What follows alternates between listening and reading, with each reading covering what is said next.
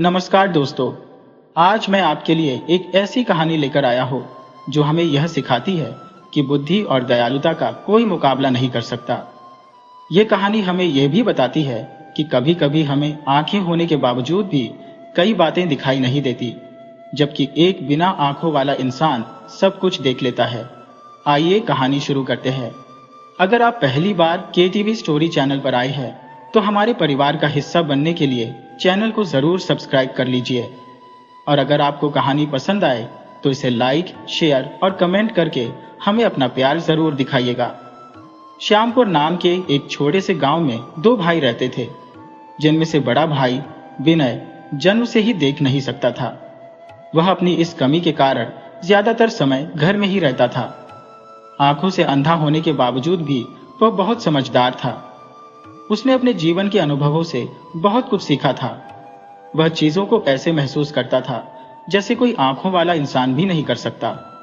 उसका छोटा भाई सुमन खेतों में किसानी का काम करता था, लेकिन अक्सर ही उनके खेतों में जानवर आ जाने के कारण उनकी फसलें तबाह हो जाती थी, जिसकी वजह से सुमन बहुत परेशान था। उसने जानवरों को भगाने के कई तरीके आजमाए, लेकिन हर बार वह असफल रहा। कोई न कोई जानवर उसकी फसलों को खराब करके चला जाता। एक दिन उसके दिमाग में एक तरकीब आई। उसने सोचा, क्यों न अपने खेतों से जानवरों को भगाने के लिए अपने बड़े भाई की सहायता ली जाए। अब क्योंकि बड़ा भाई अंधा था, वह खेतों में बैठकर जानवरों की आहट सुनकर उन्हें जोर से चिल्लाकर भगा सकता था, जिससे कि फसल बर्बाद होने से बच सके। छोटे भाई ने खेतों में एक छोटी सी झोपड़ी बना दी और अपने अंधे भाई को वहां बिठा दिया।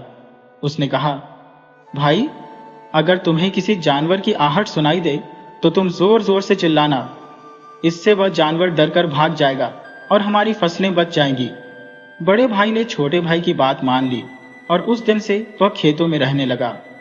जब भी उसे किसी जानवर की आहट आती, वह जोर जोर से चिल्लाने लगता, जिसकी वजह से जानवर डर के मारे खेतों से भाग जाते और फिर अंधा भाई वापस अपनी झोपड़ी में आकर बैठ जाता। कई दिनों तक इसी तरह से चलता रहा। एक दिन खेत में एक हिरनी भागती हुई आई और खेतों की बाढ़ को तोड़ती हुई भाग निकली।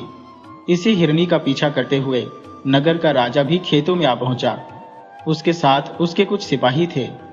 जब राजा की नजर अंधे भाई पर पड़ी तो उसने पूछा, देखो भाई, मैं यहाँ पर एक जानवर का पीछा करते हुए आया हूँ। क्या तुमने उस जानवर को यहाँ पर देखा है? अंधे भाई ने जवाब दिया, हुजूर, मैं तो अंधा हूँ। मैं भला किसी जानवर को कैसे देख सकता हूँ?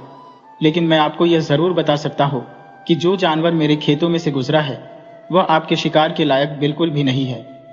आप उसका पीछा करके अपना समय खराब मत कीजिए। राजा ने उस अंधे भाई की यह बात सुनी तो हैरान रह गया।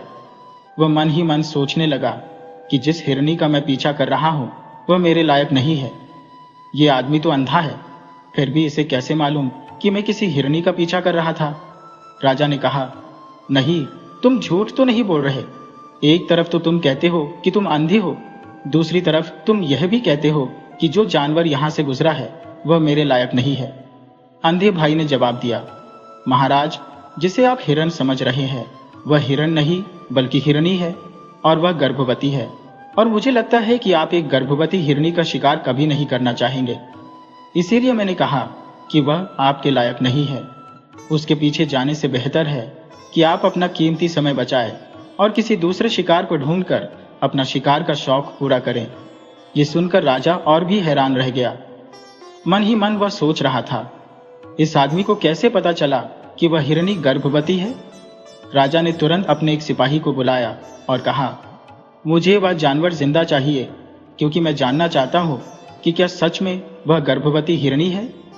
अगर यह अंधा आदमी इतने विश्वास से यह बात कह रहा है तो मुझे इसकी बात की परीक्षा करनी होगी, क्योंकि अगर सचमुच हिरनी गर्भवती हुई तो फिर वह हमारे शिकार के लायक नहीं है। सिपाही राजा से अनुमति लेकर अपने घोड़े पर सवार हुआ और फिर उस हिरनी को ढूंढने के लिए निकल गया। वह हिरनी अब तक थक चुकी थी और एक पेड़ के नीचे आराम से खड़ी थी। उसके पेट को देखकर साफ नजर आ रहा था कि वह गर्भवती है। सिपाही ने जब यह देखा तो वह खुद भी हैरान था। कुछ देर के बाद सिपाही वापस लौटा और राजा से कहा, महाराज, इस अंधे आदमी ने जो कुछ भी कहा है वह बिल्कुल सच है। वह एक गर्भवती हिरनी है। यह सुनकर राजा हैरान रह गया। उसे समझ में नहीं आ रहा था कि भला एक अंधा आदमी ये सब कुछ कैसे जान सकता है कि वह जानवर गर्भवती हिरनी है। राजा ने फैसला किया कि वह इस भेद को अवश्य जानेगा। उसने अंधे आदमी से पूछा, देखो भाई, मैं नहीं जानता कि तुम सचमुच में अंधे हो या नहीं, लेकिन मैं तुमसे एक बात जानना चाहता हूं। क्या तुम मेरे सवालों का जवाब दोगे? अंधे भाई ने कहा, महाराज, आप जो कुछ भी पूछना चाहते हैं मुझसे पूछ सकते हैं। मैं आपको सारी बातें बिल्कुल सच सच बताऊंगा। राजा ने कहा कि एक तरफ तो तुम कहते हो कि तुम अंधे हो, दूसरी तरफ तुमने यह बता दिया कि जिस जानवर का मैं पीछा कर रहा हूं वह एक गर्भवती हिरनी है। तुम्हें यह कैसे पता चला? यहां पर और भी तो जानवर आते होंगे, फिर तुमने यह अनुमान कैसे लगा लिया? अंधे भाई ने जवाब दिया, हुजूर, वह हिरनी मेरे खेतों में आई तो उसकी दौड़ने की गति और भागने की आहट से मुझे इस बात का एहसास हो गया कि वह एक हिरनी है। अब क्योंकि मेरे खेतों में जो बाढ़ लगी थी वह काफी छोटी है, उसकी ऊंचाई ज्यादा नहीं है। अगर कोई हिरन होता तो उस बाढ़ को आसानी से उछलकर लांघ सकता था, लेकिन वह हिरनी बाढ़ तोड़कर भाग गई। अगर वह छलांग लगाती तो उसके पेट में पल रहे बच्चे को खतरा हो सकता था। बस इसी से मैं जान गया कि वह हिरनी गर्भवती है। राजा ने फिर से सवाल किया, लेकिन तुम्हें यह कैसे मालूम हुआ कि वह कोई हिरनी है या फिर कोई और जानवर? अंधे भाई ने कहा, महाराज, मैं सारा दिन सुबह से शाम तक यहीं पर बैठा रहता हूं। माना कि भगवान ने मुझे आंखें नहीं दी, लेकिन उसी भगवान ने मुझे आंखों के बदले में तेज दिमाग और सुनने और महसूस करने की जबरदस्त शक्ति दी है। मैं जान लेता हूं कि कौन सा जानवर मेरे खेतों में आया है और उसी हिसाब से मैं जोर से चिल्लाता हूं ताकि वह जानवर यहां से भाग जाए और मेरी फसलों को नुकसान न पहुंचे। उसकी बातें सुनकर राजा मन ही मन सोच रहा था कि यह नौजवान भले ही अंधा है, लेकिन सचमुच बहुत ही समझदार है। इसके जैसा समझदार और तेज दिमाग आदमी को मेरे दरबार में होना चाहिए। ये सोचकर राजा उसको अपने साथ अपने महल में ले गया। महल पहुंचकर राजा ने कहा, देखो नौजवान, सबसे पहले तुम मुझे अपना नाम बताओ और अपने बारे में सब कुछ बताओ। अंधे नौजवान ने कहा, महाराज, मेरा नाम अजित है। सभी लोग मुझे अजित कहते हैं। इसके बाद अजित ने अपने बारे में सब कुछ राजा को सच सच बता दिया कि वह 2 भाई हैं और किस तरह से वह खेती किसानी का काम करके अपना गुजारा करते हैं। राजा ने कहा, अजित, मैं तुम्हारे जैसे तेज दिमाग और अक्लमंद आदमी की बहुत ही कद्र करता हूं। इसीलिए मैं चाहता हूं कि तुम आज से मेरे महल में रहो। मैं तुम्हें अपने महल में नौकरी पर रखना चाहता हूं। अगले दिन राजा ने अजित को अपने पास बुलाया और कहा, अजित, तुम एक बहुत ही अक्लमंद और दूरदर्शी आदमी हो। तुम्हें हर बात आसानी से मालूम हो जाती है। मैं तुमसे एक सवाल पूछना चाहता हूं। क्या तुम बता सकते हो कि मैं अपने माता पिता की असली संतान हूं या फिर किसी और की? अंधी अजित ने कहा, महाराज, आपको इस बात से क्या लेना कि आप किसके बेटे हैं? आप इस राज्य के राजा हैं, इसलिए आप इस सवाल को रहने ही दीजिए। राजा ने जिद करके कहा, नहीं, मुझे इस सवाल का जवाब चाहिए।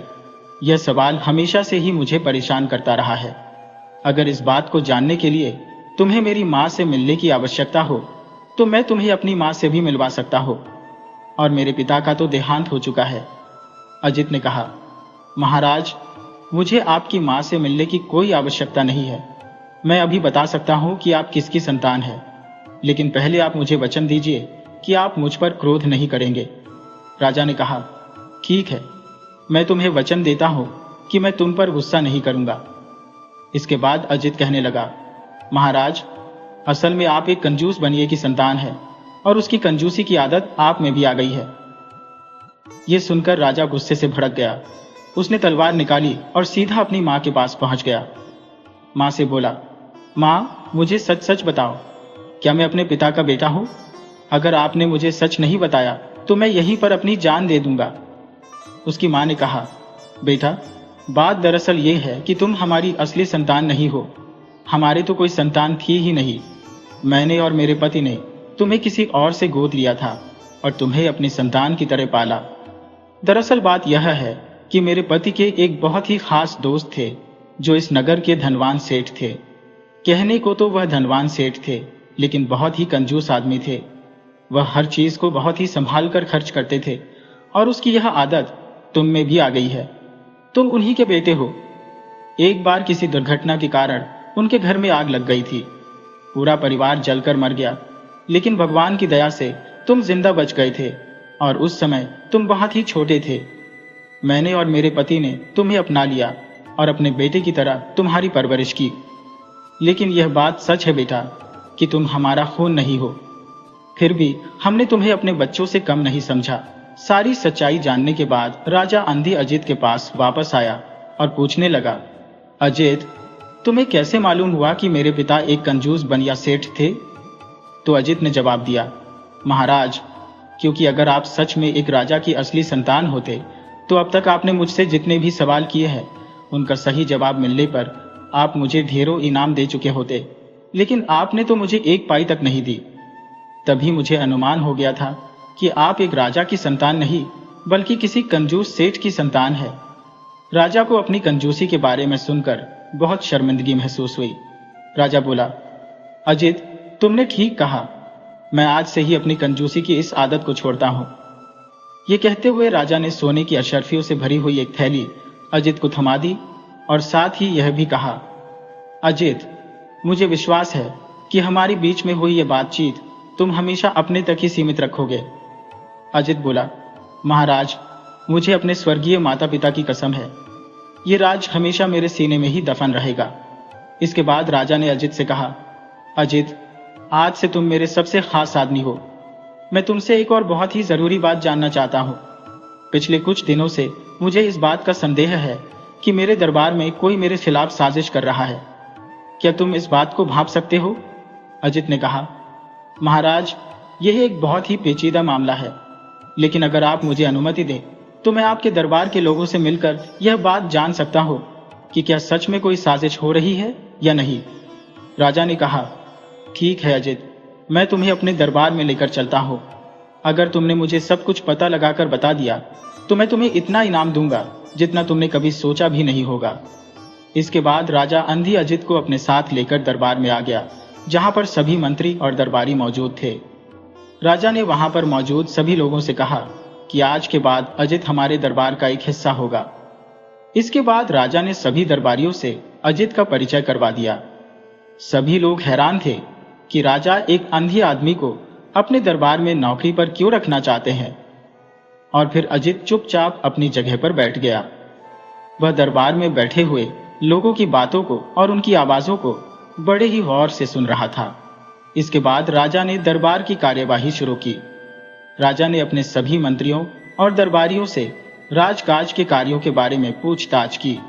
सभी मंत्रियों ने पूरे विस्तार से अपने कामों के बारे में राजा को बताया, जबकि अजित चुपचाप एक जगह पर बैठा हुआ सब कुछ बड़े ही ध्यान से सुन रहा था। जब राज दरबार की कार्यवाही खत्म हो गई तो राजा और अजित एक एकांत कमरे में चले गए, जहां पर अजित ने कहा, महाराज, मुझे आपके एक मंत्री जिसका नाम देवदत्त है उस पर संदेह है, क्योंकि जब वह आपसे बातें कर रहा था तो उसकी आवाज में एक अजीब सी घबराहट थी। वह बार बार अपनी बात को बदलता था। जब आपने उससे किसानों पर लगने वाले लगान के बारे में पूछा तो उसने फौरन बात को बदल दिया। इसके अलावा जब आपने राज्य की सीमाओं की चौकसी के बारे में उससे पूछा तो भी उसने साफ साफ कोई जवाब नहीं दिया। अगर राज्य की सीमाएं सुरक्षित नहीं होंगी तो कोई दूसरा दुश्मन राज्य आपके राज्य पर आक्रमण करके आसानी से कब्जा कर सकता है। ये सभी बातें इस बात की तरफ इशारा करती हैं कि वह आपसे कुछ न कुछ छुपा रहा है। राजा ने हैरानी से पूछा, तुम इतने यकीन से कैसे कह सकते हो अजित? अजित ने कहा, महाराज, मैं बचपन से ही लोगों की आवाजों और उनके बर्ताव से उनके दिल की बातों को जान लेता हूं। जब कोई आदमी झूठ बोलता है या कुछ छुपाता है तो उसकी आवाज कांपती है। वह बार बार अपनी बात को दोहराता है या फिर उसे बदलता है। वह अपनी बात को इसलिए दोहराता है क्योंकि उसे लगता है कि बार बार दोहराने से उसका झूठ भी सामने वाले को सच लगने लगेगा। इसलिए मैं आपको सलाह देता हूं कि अपने मंत्री देवदत्त की छानबीन करवाइए। वह अवश्य ही आपके लिए खतरा हो सकता है। राजा ने तुरंत अपने सबसे विश्वसनीय सेनापति को बुलाया और कहा कि हमारे मंत्री देवदत्त पर खुफिया तरीके से नजर रखी जाए। सुबह से लेकर रात तक वह क्या करता है, किससे मिलता है, कहाँ कहाँ जाता है, यह सारी जानकारी इकट्ठी करके मुझे दी जाए। सेनापति ने कुछ खास जासूसों को बुलाकर मंत्री के पीछे लगा दिया। कुछ दिनों के बाद सेनापति ने यह खबर दी कि महाराज, मंत्री देवदत्त सचमुच एक षड्यंत्र रच रहा है। वह पड़ोस के दुश्मन राजा के साथ मिलकर आपके खिलाफ युद्ध छेड़ना चाहता है। हमारे जासूसों ने यह भी बताया है कि उसने सीमाओं पर सेना की चौकसी को कम करवा दिया है और इसके अलावा हमारे दरबार के भी कुछ लोगों को वह अपनी तरफ मिलाने की कोशिश कर रहा है ताकि आपके खिलाफ विद्रोह किया जा सके। यह सुनकर राजा हैरान रह गया। उसने तुरंत उसी समय मंत्री देवदत्त को गिरफ्तार करने का आदेश दिया और जब उससे पूछताछ की गई तो मंत्री ने अपना अपराध स्वीकार कर लिया और फिर राजा ने उसे काल कोठरी में डलवा दिया। इसके बाद राजा अजित से मिला और कहने लगा, अजित, सचमुच तुम्हारी अक्लमंदी ने मेरी जान बचा ली। अगर तुम न होते तो आज मैं इस राज्य का राजा न होता। इतना कहकर राजा ने एक अशर्फियों से भरी हुई थैली अजित को थमा दी। अब तो राजा का विश्वास अजित पर और भी पक्का हो गया था। वह अपने हर काम में अजित की सलाह लेने लगा। एक दिन ऐसा हुआ कि एक घोड़ों का व्यापारी राजा के पास आया। वह एक बहुत ही ऊंची नस्ल का घोड़ा बेचने के लिए आया था। उस सौदागर ने राजा को वह घोड़ा दिखाया और घोड़े की तारीफ करते हुए कहने लगा, महाराज, यह अरब देश का अरबी घोड़ा है। इसके मुकाबले का घोड़ा पूरी दुनिया में कोई नहीं है। इसकी रफ्तार बिजली जैसी है। आप चाहें तो इसे शिकार पर ले जाएं या युद्ध के मैदान में उतार दें, यह हमेशा आपकी कसौटी पर बिल्कुल खरा उतरेगा। उस घोड़े की कदकाठी और उसके शरीर को देखकर राजा बहुत ही प्रभावित हुआ और उसने घोड़े को खरीदने का फैसला किया। सौदागर ने कहा, महाराज, क्योंकि यह घोड़ा बहुत ही खास है, इसीलिए इसकी कीमत 20,000 सोने की अशर्फिया है। घोड़े की इतनी ऊंची कीमत सुनकर राजा सोच में पड़ गया कि आज तक मैंने इतना महंगा घोड़ा कभी नहीं खरीदा, तो क्यों न यह घोड़ा खरीदने से पहले मैं अपने सलाहकार अजित की सलाह ले लूं। यह सोचकर राजा ने एक नौकर को अजित को बुलाने के लिए भेजा। जब अजित वहां पर आया तो वह हाथों से टटोल टटोल कर घोड़े को देखने लगा। कुछ देर तक हाथों से टटोलने के बाद वह कहने लगा, महाराज, मेरा फैसला यह है कि यह घोड़ा बिल्कुल बेकार है। आप जैसे राजा के लायक तो यह बिल्कुल भी नहीं है। यह सुनकर सौदागर को गुस्सा आ गया क्योंकि उसका बना बनाया काम बिगड़ रहा था। उसने चिल्लाते हुए कहा, महाराज, यह तो एक अंधा आदमी है और एक अंधी आदमी को भला घोड़े की क्या पहचान। अजित अभी तक चुपचाप खड़ा था। जब घोड़े के सौदागर ने उसके बारे में ऐसी बात कही तो वह कहने लगा, महाराज, अगर आप अनुमति दें तो यह अंधा भी कुछ कहना चाहता है। राजा ने उसे आज्ञा दी तो अजित बोला, महाराज, असल में यह घोड़ा बीमार है। इसे खिला पिलाकर इस काबिल बना दिया गया है कि दूर से देखने में यह बहुत ही अच्छा लगे, मगर मुझे पूरा यकीन है कि आज तक किसी ने इस पर सवारी नहीं की होगी। जब मैंने इसके शरीर पर हाथ फेरा और इसकी कमर पर जोर से हाथ मारा तो यह घोड़ा कांपने लगा। अगर आपको मेरी बात का विश्वास न हो तो आप खुद इस पर सवार होकर देख लीजिए। घोड़ा एक कदम भी आगे नहीं चलेगा और बिदकना शुरू कर देगा। अजित की बात सुनकर राजा ने फौरन अपने एक सिपाही को घोड़े की सवारी करने का आदेश दिया। वह सिपाही जैसे ही घोड़े पर बैठा, घोड़ा बुरी तरह से बिदकने लगा। यह देखकर वहां पर मौजूद सभी लोग हैरान रह गए। घोड़ा एक कदम भी आगे नहीं चला।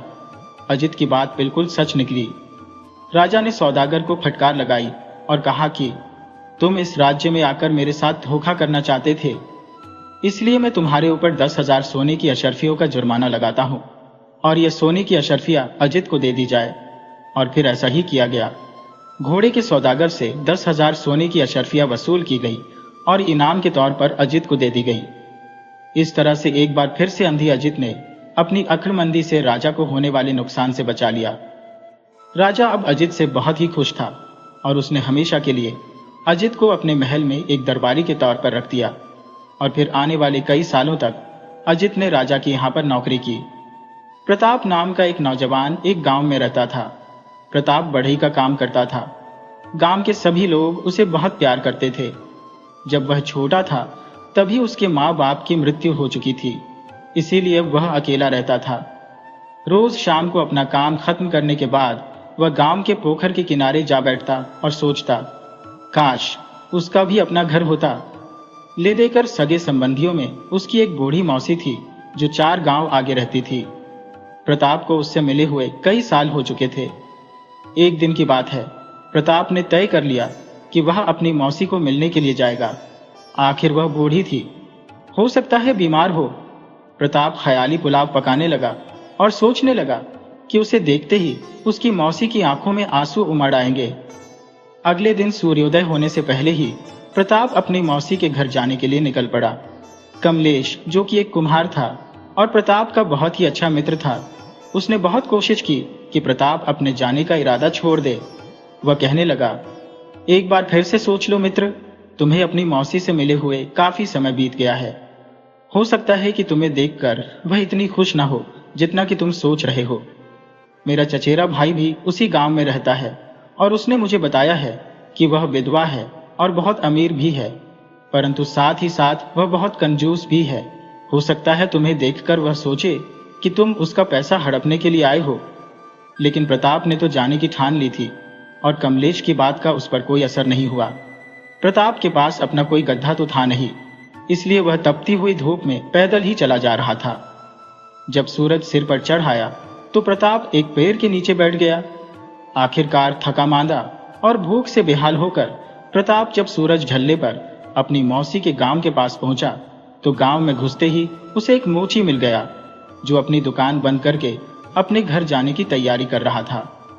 जब प्रताप ने मोची से अपनी मौसी के घर का रास्ता पूछा तो मोची उसे बहुत ही हैरानी से देखने लगा। वह बोला, तुम इसी सड़क पर सीधे चले जाओ, तुम्हें आखिर में एक बहुत ही बड़ा घर मिलेगा जिसे देखकर लगेगा कि वह अब गिरा और तब गिरा। परंतु ऐसा ना सोचना कि वहां पर तुम्हारा कोई स्वागत होगा या फिर अच्छा खाने को मिलेगा। वहां पर जो विधवा रहती है वह अव्वल दर्जे की कंजूस है। अगर बच्चे उसके बगीचे में गिरे हुए फल भी उठा लें तो वह उन्हें भगा देती है। प्रताप भारी कदमों के साथ मौसी के घर की तरफ चलने लगा। वह अब सोच में पड़ चुका था कि हो सकता है कमलेश की बात सच हो जाए। जब मौसी का घर आया तो प्रताप का दिल डूबने लगा। घर की दीवारें मटमैली और पीले रंग की थी। जगह जगह से उनका रंग उखड़ चुका था।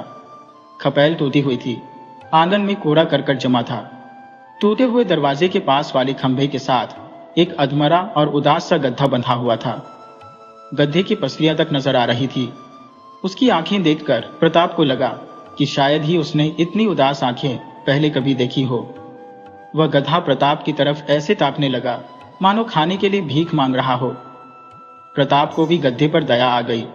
उसे लगा कि उसे वापस जाकर पड़ोस की दुकान से थोड़ा चारा लेकर आना चाहिए। प्रताप चारा लेकर आया और उसने गधे के आगे फैला दिया। गधा गपागप ऐसे खाने लगा मानो कई दिनों से उसने कुछ नहीं खाया हो।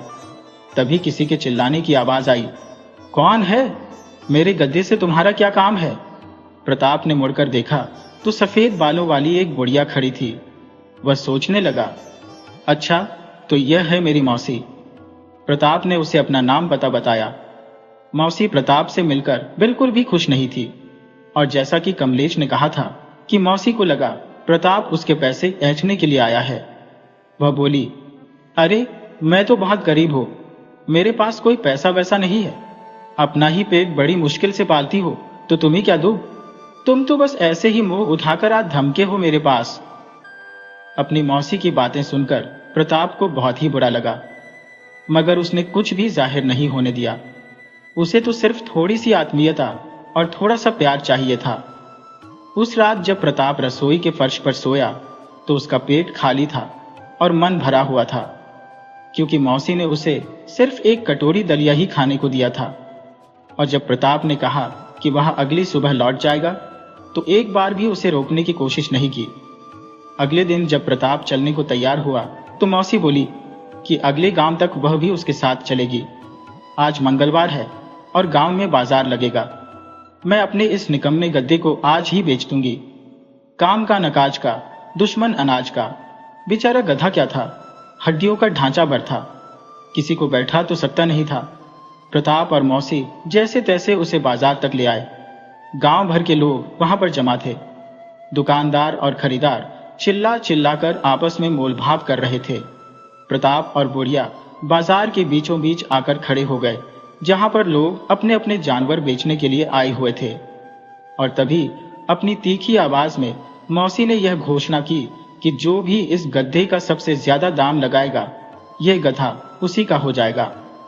प्रताप यह देखकर हैरान हुआ कि बहुत से व्यापारी बोली लगाने के लिए आगे आ गए, और तब उसे एहसास हुआ कि दरअसल गधा काफी हट्टा कट्टा और चौड़ी पीठ वाला था। अगर उसे ठीक से खिलाया पिलाया जाए तो वह अपने मालिक के बहुत ही काम आ सकता था। तभी एक धनवान व्यापारी ने गधे की ऊंची कीमत लगा दी। गधा सिर उठाकर सीधा प्रताप को ताकने लगा। ऐसा लग रहा था जैसे वह प्रताप से विनती कर रहा हो कि उसे खरीद लो, मानो कह रहा हो, जरा इस सेठ को तो देखो, लगता है यह मुझ पर खूब कोड़े बरसाएगा और तुम्हारी मौसी से भी ज्यादा अत्याचार करेगा। प्रताप एकदम से बोला, मौसी, मैं तुम्हारा गद्दा खरीदता हूं। बुढ़िया ने जब देखा कि प्रताप का दिल गद्दे पर आ गया है और वह किसी भी कीमत पर इसे खरीदने को तैयार है, तो बोली, ठीक है, सेठ की लगाई हुई बोली से 50 रुपये ज्यादा देने होंगे। ले देकर प्रताप के पास बस उतने ही रुपये थे, परंतु प्रताप गधे की मूक प्रार्थना को अनसुना नहीं कर पाया और उसने बुढ़िया को मुंह मांगी कीमत देकर वह गधा खरीद लिया। उस गधे को लेकर प्रताप अपने गांव वापस आ गया। जैसे ही उसके मित्र कमलेश ने उसे देखा तो ठहाका लगाकर हंस पड़ा। कहने लगा, मिलने तो गए थे मौसी से और लौट रहे हो इस हड्डियों के ढांचे के साथ। ठीक है प्रताप भाई, अगली बार मेरी बात तो मानोगे ही। प्रताप ने गधे को भरपेट खिलाना शुरू किया। जल्दी ही गधा खूब मोटा ताजा हो गया। प्रताप हर समय अपने गधे से बतियाता रहता और गधा भी सिर्फ उसके शब्दों को ही नहीं बल्कि उसकी भावनाओं को भी खूब समझता था। गधे की आंखों में हमेशा कृतज्ञता का भाव रहता था। प्रताप को भी अपना गधा खरीदने का कोई पछतावा नहीं था, क्योंकि वह अब इसके जीवन का एक अहम हिस्सा बन चुका था। जब शाम को गांव के सभी लोग अपने अपने घरों में लौट जाते तो प्रताप को अकेलापन महसूस नहीं होता था। कुछ महीनों के बाद प्रताप को अपनी मौसी के देहांत की खबर मिली। उसे लगा कि उसकी मौसी के अंतिम संस्कार का जिम्मा उसी का है। आखिर वही तो अपनी मौसी का अपना था। अपने गद्दे पर सवार होकर प्रताप अंतिम संस्कार की तैयारियां करने के लिए निकल पड़ा। मौसी का अंतिम संस्कार करने के बाद प्रताप आखिरी बार अपनी मौसी के घर में रात बिताना चाहता था। उस रात वह मौसी के घर में ही रुक गया। वह गद्दे की रस्सी खोलने के लिए जब बरामदे में गया, गधा सुबह से ही बेचैन था। प्रताप को ऐसा महसूस हो रहा था मानो गड्ढे को मौसी के बुरे बर्ताव की पिछली बातें याद आ रही हो। जैसे ही प्रताप ने रस्सी खोली, गधा आंगन के दूसरे कोने में जाकर अपने खुरों से जमीन खोदने लगा। प्रताप ने सोचा कि शायद भूखा है। उसने सामने हरी घास फैला दी, परंतु गधा फिर भी जमीन ही खोदता रहा। उसे लगा कि गधा शायद प्यासा है। उसने पीने का पानी दिया, लेकिन गधे ने पानी नहीं पिया बल्कि जमीन ही खोदता रहा। प्रताप थक गया तो उसने चिढ़कर पूछा, आखिर तुम्हें क्या चाहिए? गधा बेचारा क्या बोलता, वहीं पर खड़ा रहा। अचानक प्रताप को फावड़े की याद आई। फावड़ा? रात के इस पहर में मुझे फावड़े की क्या आवश्यकता है? उसने खुद से पूछा और झट से उसके दिमाग में एक जबरदस्त बात आ गई। क्या यह गधा उसे कुछ बताने की कोशिश कर रहा है? क्या यह गधा जमीन खोदने की प्रार्थना कर रहा है? तेजी से अंदर गया और फावड़ा लेकर आया और वहीं पर फावड़ा चलाने लगा जहां पर गधा खोद रहा था। कुछ ही फुट खोदा था कि अचानक किसी सख्त चीज से उसका फावड़ा टकराया और टन की आवाज आई। अब तो प्रताप जल्दी जल्दी हाथ चलाने लगा। तभी उसे एक लोहे का संदूक दिखाई पड़ा। संदूक से बंधी हुई रस्सी खींचकर प्रताप ने उसे बाहर निकाला। संदूक खोलते ही प्रताप का दिल जोर जोर से धड़कने लगा। पूरा संदूक चांदी के बर्तनों और सोने के गहनों से भरा पड़ा था। प्रताप समझ गया कि इसी संदूक में उसकी मौसी ने अपनी सारी दौलत छिपाई थी। मौसी ने जब इसे जमीन में गाड़ा होगा तो गधे ने इसे देख लिया होगा। प्रताप ने अपनी बाहें गधे के गले में डाल दी और कहने लगा, मेरे दोस्त, तुमने मुझ पर बहुत ही एहसान किया है। मैं तुम्हारा शुक्रिया कैसे अदा करूं? गधा आंखों से प्रताप के प्रति आभार प्रकट कर रहा था। प्रताप ने संदूक को गधे की पीठ पर रखा और अपने गांव वापस लौट गया। उसने एक दुकान खोली और जल्दी ही एक कामयाब और ईमानदार व्यापारी के रूप में जाना जाने लगा। लेकिन वह कभी नहीं बोला कि यह सौभाग्य उसको उसके गधे के कारण मिला था। ये कहानी हमें सिखाती है कि सच्चा धन हमारे कर्मों में छिपा होता है। और जो दूसरों पर दया दिखाता है, किस्मत भी उसी का साथ देती है। तो दोस्तों, मुझे पूरी उम्मीद है कि आपको ये कहानी पसंद आई होगी। तो वीडियो को लाइक कीजिए, शेयर कीजिए और केटीवी स्टोरी चैनल को सब्सक्राइब करना बिल्कुल मत भूलिएगा।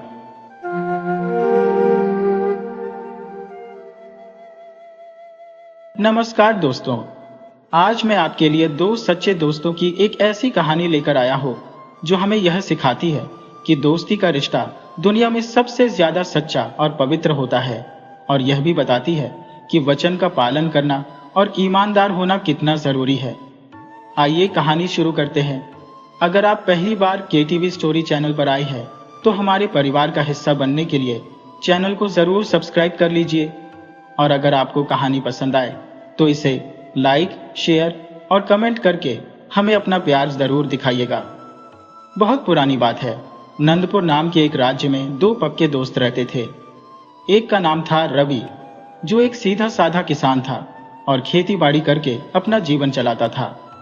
दूसरा था सुरेंद्र, जो नंदपुर की शाही सेना में एक जांबाज सैनिक था। उन दोनों की दोस्ती इतनी गहरी थी कि पूरा राज्य उन्हें दो जिस्म और एक जान कहता था। वे एक दूसरे के लिए जान देने को भी तैयार रहते थे। एक दिन पड़ोसी राज्य के क्रूर राजा ने नंदपुर पर अचानक हमला कर दिया। दोनों सेनाओं में भयंकर युद्ध हुआ। सैनिक सुरेंद्र बहुत बहादुरी से लड़ा और उसने अकेले कई दुश्मन सैनिकों को धूल चटा दी। लेकिन दुश्मन की सेना बहुत बड़ी थी और हमारी सेना कमजोर पड़ने लगी। जब नंदपुर के राजा ने अपनी हार होते देखी तो वह मैदान छोड़कर भाग गया। राजा के भागते ही नंदपुर की सेना पूरी तरह से हार गई। दुश्मन राजा का नाम प्रताप सिंह था। उन्होंने बचे हुए सभी सैनिकों को बंदी बना लिया। सुरेंद्र भी उन्हीं सैनिकों में से एक था। अब पूरे नंदपुर राज्य पर राजा प्रताप सिंह का राज्य था। राजा प्रताप सिंह अपने राज्य का विस्तार करना चाहते थे, इसीलिए उन्होंने नंदपुर की जनता पर कोई अत्याचार नहीं किया। नंदपुर के लोगों ने भी उन्हें अपना नया राजा मान लिया था। नए राजा प्रताप सिंह ने राज्य की व्यवस्था को ठीक करने के लिए नए मंत्री और अधिकारी नियुक्त किए। इस काम में उन्हें लगभग 6 महीने का समय लग गया।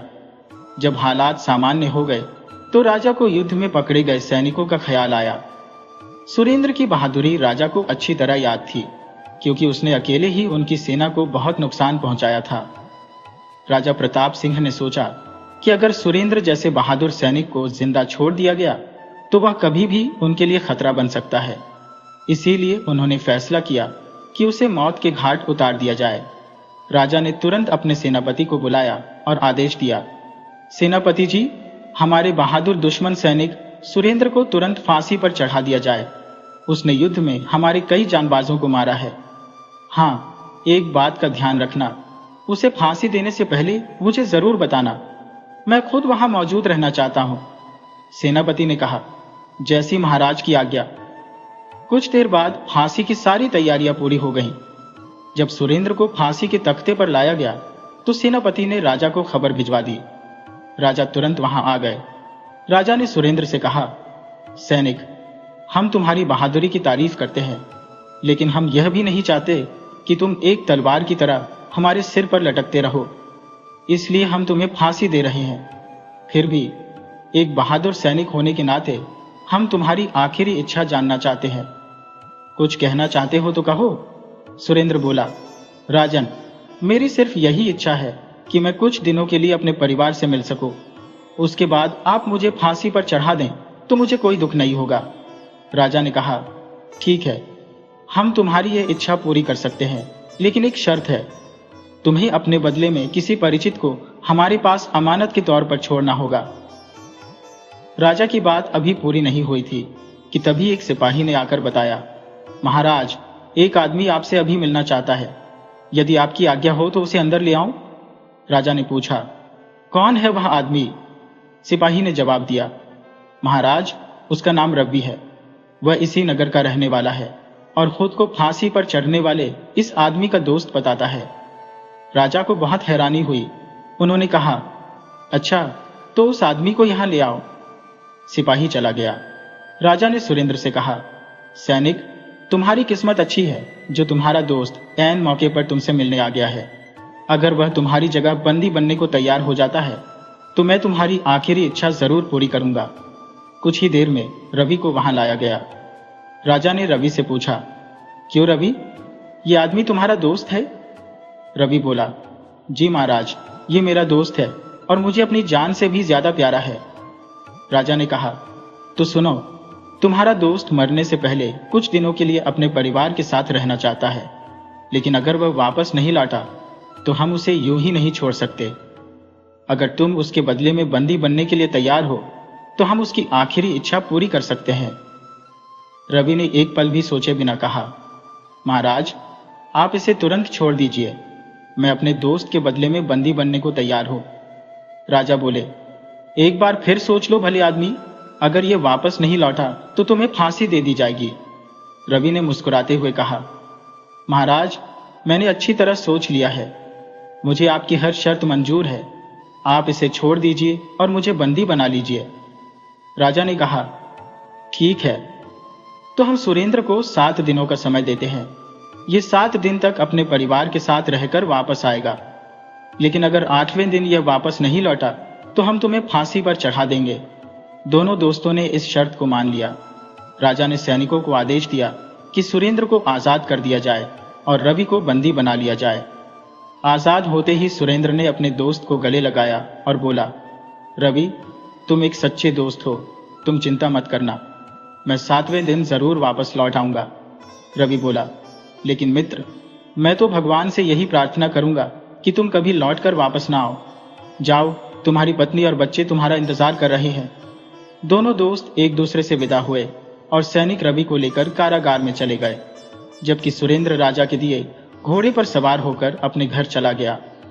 जब सुरेंद्र घर पहुंचा तो उसकी पत्नी और बच्चे उसे देखकर बहुत खुश हुए। सुरेंद्र ने अपनी पत्नी को सारी बात बताई। यह सुनकर पत्नी के चेहरे की खुशी गम में बदल गई। तब सुरेंद्र ने कहा, प्रिय, मैं जानता हूं कि इस समय तुम्हारे दिल पर क्या बीत रही है, लेकिन कोई और रास्ता नहीं है। मुझे 7 दिन बाद लौटना ही होगा, नहीं तो मेरे दोस्त की जान खतरे में पड़ जाएगी। पत्नी बोली, आप मेरी मानिए तो वापस जाने का विचार छोड़ ही दीजिए। आपका दोस्त तो अभी कुंवारा है, उसके आगे पीछे कोई नहीं है। अगर उसे फांसी हो भी गई तो किसी को ज्यादा दुख नहीं होगा। आप तो हमारे साथ रह सकते हैं। अभी पत्नी की बात पूरी भी नहीं हुई थी कि सुरेंद्र ने गुस्से में चिल्लाकर कहा, मूर्ख औरत, आइंदा ऐसी बात अपनी जबान से मत निकालना। बेशक मैं तुम्हारा पति हूं, लेकिन मैं उसका भी दोस्त हूं और मैं उसके साथ धोखा नहीं कर सकता। पत्नी को अपनी गलती का एहसास हुआ। उसने माफी मांगी और फिर एक एक करके दिन बीतने लगे। सुरेंद्र मरने से पहले अपनी सारी जमीन जायदाद का हिसाब किताब और दूसरे जरूरी काम खत्म करना चाहता था, इसलिए वह दिनों की गिनती भूल गया। उसकी पत्नी ने भी जानबूझकर उसे इस बारे में नहीं बताया। इसी चक्कर में 7वां दिन भी बीत गया, लेकिन 8वें दिन सुबह उठते ही सुरेंद्र को राजा की चेतावनी याद आ गई। वह सोचने लगा, हे भगवान, मैं तो भूल ही गया था कि आज मुझे राजा के पास सूर्योदय से पहले ही पहुंच जाना चाहिए था। आगे की कल्पना करते ही उसका पूरा शरीर कांप उठा। बिना एक पल भी गवाए वह बाहर की ओर दौड़ा और कहने लगा, नहीं मेरे दोस्त, मैं तुम्हें कुछ नहीं होने दूंगा। वह तेजी से अपने घोड़े पर सवार हुआ और उसे तूफानी रफ्तार से राजमहल की तरफ दौड़ा दिया। दूसरी तरफ रवि को फांसी पर चढ़ाने की तैयारी हो रही थी। राजा ने रवि से कहा, क्यों रवि, क्या तुम्हें अब भी अपने दोस्त और उसकी दोस्ती पर विश्वास है? रवि ने कहा, हाँ महाराज, मुझे अब भी अपने दोस्त और अपनी दोस्ती पर विश्वास है। मुझे यकीन है कि वह समय पर जरूर पहुंचेगा, लेकिन मेरी भगवान से यही प्रार्थना है कि वह उसका रास्ता रोक ले और उसे यहां तक न पहुंचने दे। राजा ने मुस्कुराते हुए कहा, तुम मूर्ख हो रवि, अब वह नहीं आने वाला। अपनी जान बचाने के लिए उसने तुम्हें मौत के मुंह में धकेल दिया। वह तुम्हारा सच्चा दोस्त नहीं बल्कि धोखेबाज है। राजा की बात सुनकर रवि को बहुत बुरा लगा। वह कहने लगा, चुप हो जाइए राजन, मैं अपने दोस्त के बारे में ऐसे अपमानजनक शब्द नहीं सुन सकता। राजा ने कहा, तुम्हारा समय खत्म हो चुका है, अब तुम मरने के लिए तैयार हो जाओ।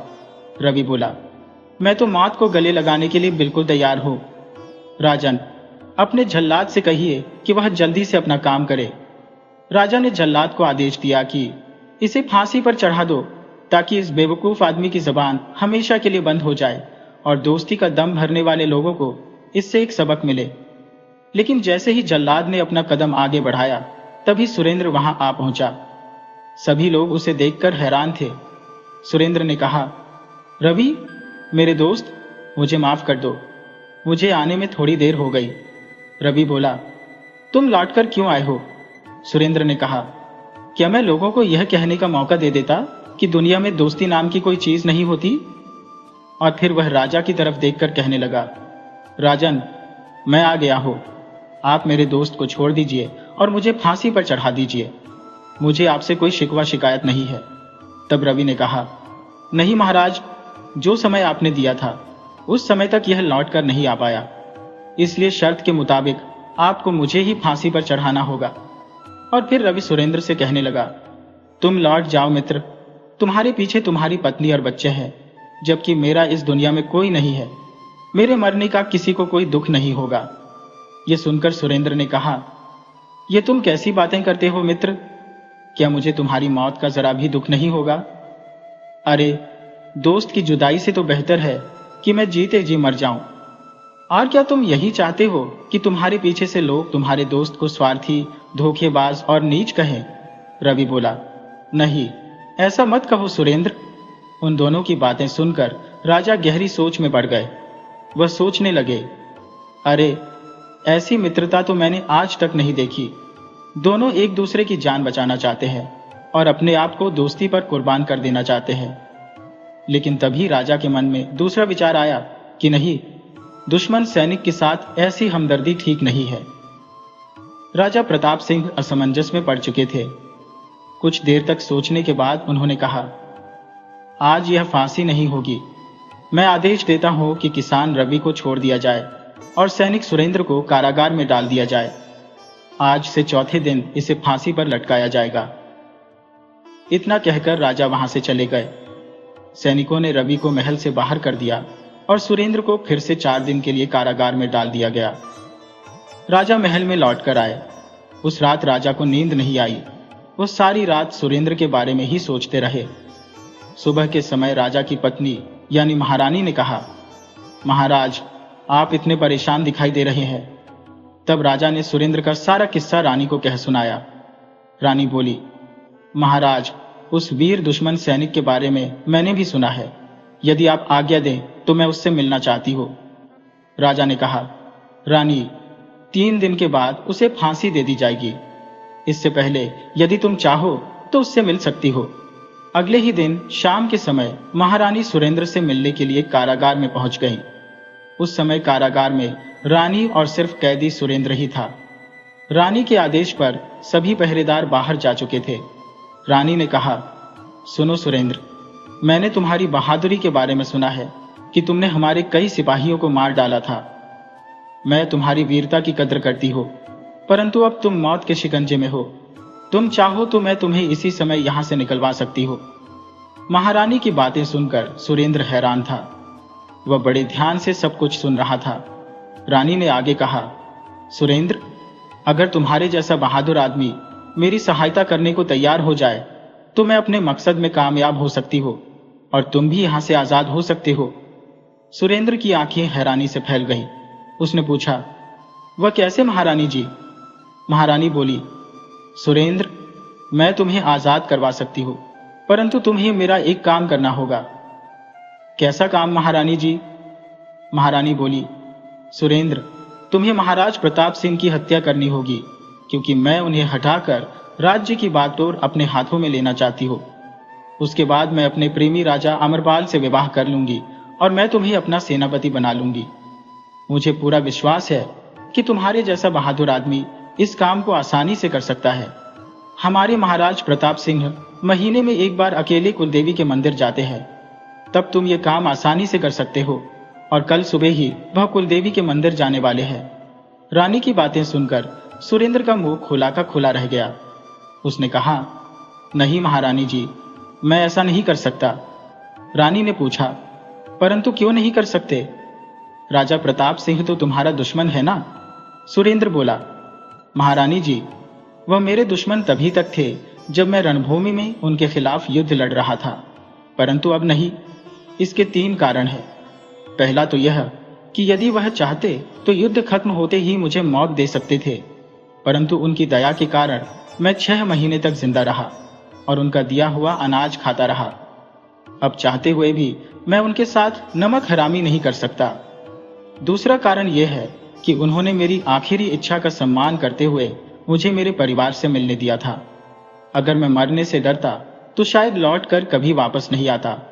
और तीसरा कारण यह है कि नंदपुर की जनता ने भी अब उन्हें अपना राजा स्वीकार कर लिया है, इसलिए उनकी हत्या करना अब राजद्रोह कहलाएगा। अब चाहे वह मुझे छोड़ दें या फांसी पर लटका दें, यह उनकी मर्जी। परंतु महारानी जी, आप मुझे क्षमा कर दीजिए, मैं आपका यह काम नहीं कर सकूंगा। सुरेंद्र की बात पूरी होते ही राजा प्रताप सिंह ने कारागार में प्रवेश किया। उन्हें देखकर सुरेंद्र हक्का बक्का रह गया, परंतु रानी के चेहरे पर एक चालाकी भरी मुस्कान थी। तब राजा ने कहा, सुरेंद्र, तुम एक सच्चे दोस्त होने के साथ साथ एक बहादुर और वचन के पक्के इंसान भी हो। रानी ने अभी अभी जो भी बातें तुमसे कही हैं, वो मैंने ही उन्हें सिखाई थी, क्योंकि मैं तुम्हारी परीक्षा लेना चाहता था और मेरी इस परीक्षा में तुम बिल्कुल खरे उतरे हो। सुरेंद्र, तुमने अपनी आजादी के बदले में मेरी हत्या करने का प्रस्ताव ठुकरा दिया। इससे यह बात साबित हो जाती है कि तुम एक वीर और वचन के पक्के इंसान हो। मैं आदेश देता हूं कि तुम्हें कारागार से रिहा कर दिया जाए। अगर तुम चाहो तो हमारी सेना में नौकरी कर सकते हो। राजा का फैसला सुनते ही सुरेंद्र की आंखों से आंसू बहने लगे। उसने झुककर राजा को प्रणाम किया और धन्यवाद किया। अगली सुबह सुरेंद्र को कारागार से रिहा कर दिया गया और वह फिर से एक बार अपने परिवार के साथ सुखी जीवन बिताने लगा। उसने राजा प्रताप सिंह का प्रस्ताव स्वीकार करते हुए उनकी सेना में नौकरी कर ली। साथ ही साथ उसकी और रवि की दोस्ती जीवन के आखिरी पड़ाव तक बनी रही। यह कहानी हमें यह सिखाती है कि दोस्ती और ईमानदारी से बढ़कर कोई धन नहीं होता। जब हम अपने मूल्यों पर अडिग रहते हैं तो हमें सम्मान और सफलता दोनों मिलती है।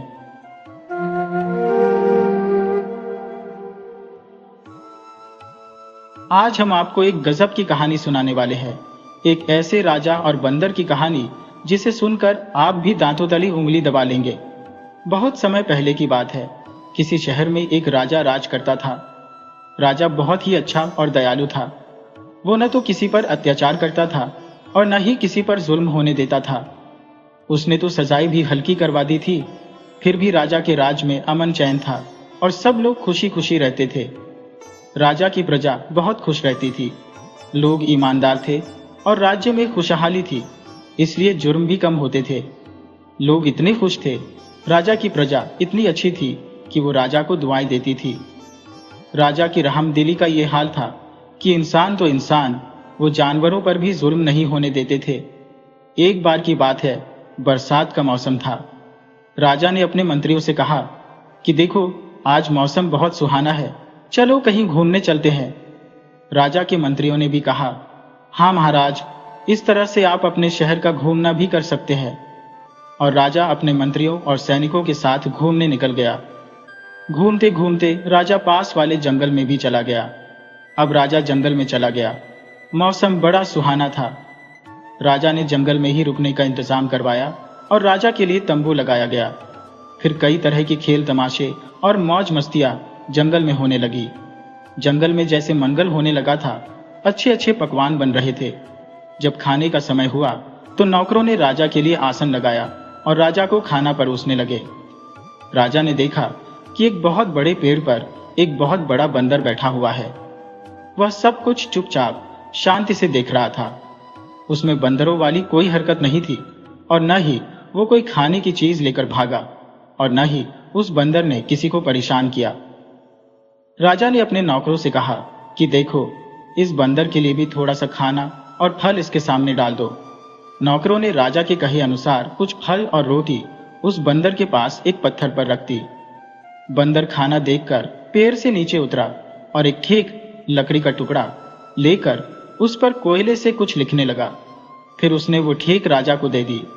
राजा खुद भी ये सब देख रहा था और वो सोच रहा था कि बंदर ने ठीक पर क्या लिखा है, और उसमें लिखा था कि मैं ऐसे खाना नहीं खाऊंगा जैसा राजा के लिए आसन लगाया गया है, वैसे ही मेरे लिए आसन लगाया जाए। जैसे बर्तनों में महाराजा को खाना परोसा गया है, ऐसे ही बर्तनों में मुझे भी खाना दिया जाए, तभी मैं खाना खाऊंगा। राजा बंदर की लिखाई देखकर बहुत हैरान हुआ कि एक बंदर न सिर्फ लिख पढ़ सकता है, बल्कि इतना समझदार भी है। राजा को भी उस बंदर में दिलचस्पी हो गई। फिर राजा ने अपने नौकरों को हुक्म दिया कि इस बंदर के लिए भी हमारे जैसा आसन लगाओ और वहीं पर वही खाना दो जो हमें दिया गया है। राजा के हुक्म पर नौकरों ने फिर बंदर के लिए वैसा ही आसन लगाया तो बंदर पैर से नीचे उतर कर आया। नौकरों ने बंदर के हाथ धुलवाए और बड़े अदब से उसे आसन पर बिठाकर खाना परोसा। अब बंदर ने खाना खाने के बाद फिर से हाथ धोए, फिर वापस पत्थर पर जाकर बैठ गया। राजा बहुत ही हैरत से और दिलचस्पी से ये सब कुछ देख रहा था। थोड़ी देर में आसमान पर काले बादल छा गए।